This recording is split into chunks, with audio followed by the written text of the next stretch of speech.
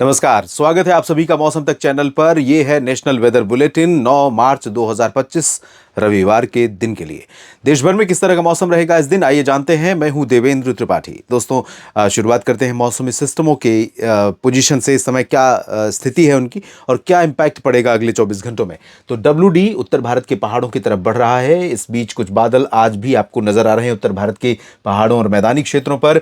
जब ये सिस्टम आगे बढ़ेगा उत्तर भारत के पहाड़ों पर, जम्मू कश्मीर से उत्तराखंड तक काफी घने बादल दिखाई पड़ेंगे। और साथ ही साथ पंजाब से लेकर राजस्थान और आसपास के भागों पर भी बादल आने कल से शुरू हो जाएंगे। इसके अलावा कुछ बादल यहाँ पर, क्योंकि बंगाल की खाड़ी की सक्रियता बढ़ी है, जिसके कारण दक्षिण भारत के साथ साथ भारत के जो पूर्वी तटीय क्षेत्र हैं, इन सभी जगहों पर कई हिस्से ऐसे होंगे जहां पर बादल बढ़ने शुरू होंगे। कल आपको सुबह से बादल दिखाई पड़ेंगे, लेकिन उन बादलों का इंपैक्ट क्या होगा? क्या वो बरसात देने वाले बादल हैं या सिर्फ दिखने वाले? इसके अलावा पूर्वोत्तर भारत की तरफ भी बादल बढ़ रहे हैं और साथ में हवाओं का रुख बदल रहा है। अगले 24 घंटों के दौरान देश के तमाम इलाकों पर हवाओं का रुख बिल्कुल अलग होगा, जो बीते कई दिनों से बना हुआ था उसके विपरीत। तो इसका क्या इम्पैक्ट पड़ेगा? यानी हवा का रुख बदलने, हवा की रफ्तार बदलने से देश के मौसम पर, आपके क्षेत्र के मौसम पर कितना परिवर्तन, कितना बदलाव दिखाई पड़ेगा?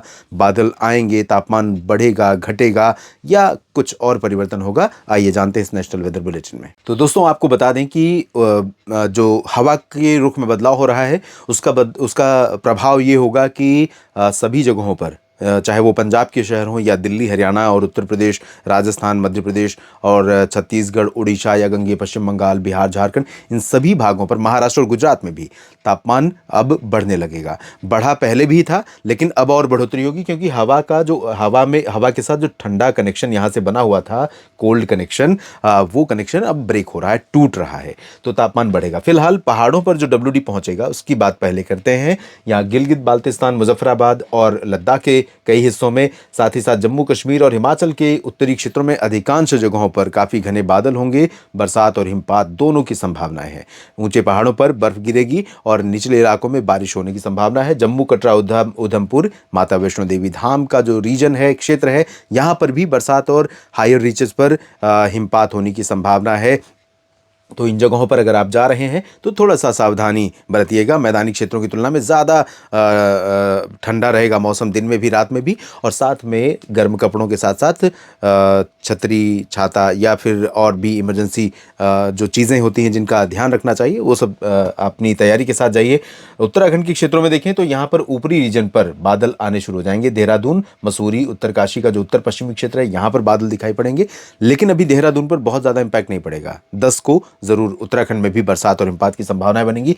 फिलहाल देहरादून से नैनीताल और पंतनगर के बीच में ड्राई वेदर रहने की संभावना है।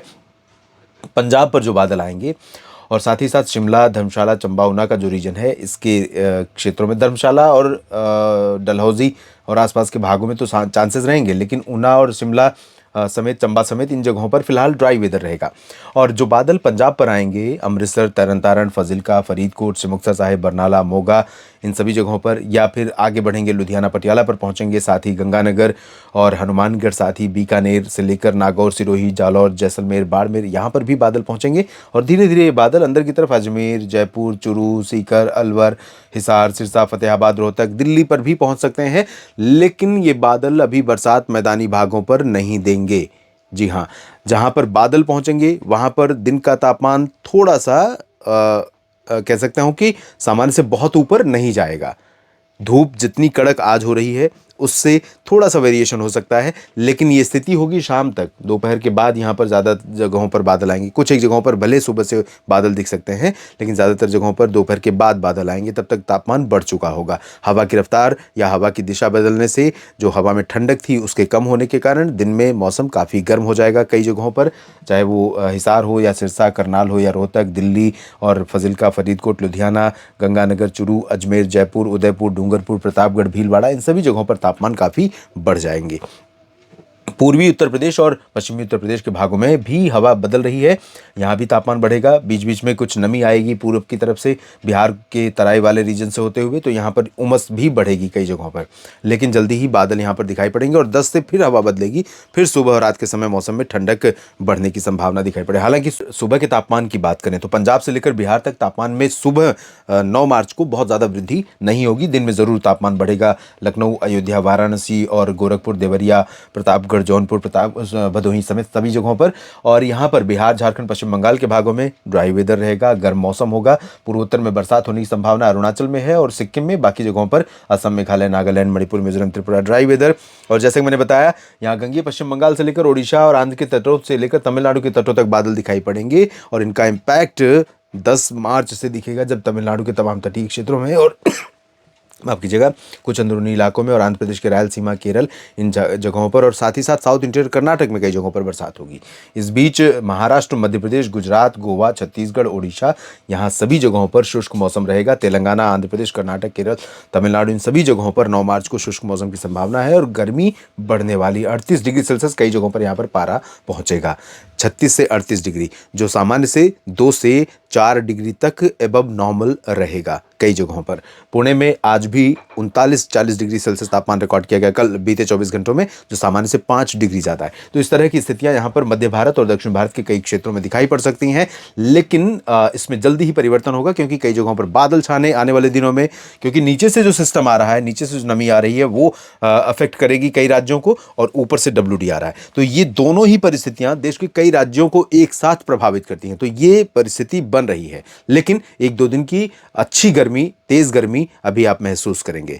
और 10 मार्च से फिर हवा बदलने वाली है, तो कई राज्यों पर फिर से तापमान थोड़ा नीचे जाएगा। महाराष्ट्र का साप्ताहिक मौसम पूर्वानुमान पूरे राज्य का 1 सप्ताह भर का न्यूज मीडिया मंच पर अपलोडेड है, आप देख सकते हैं।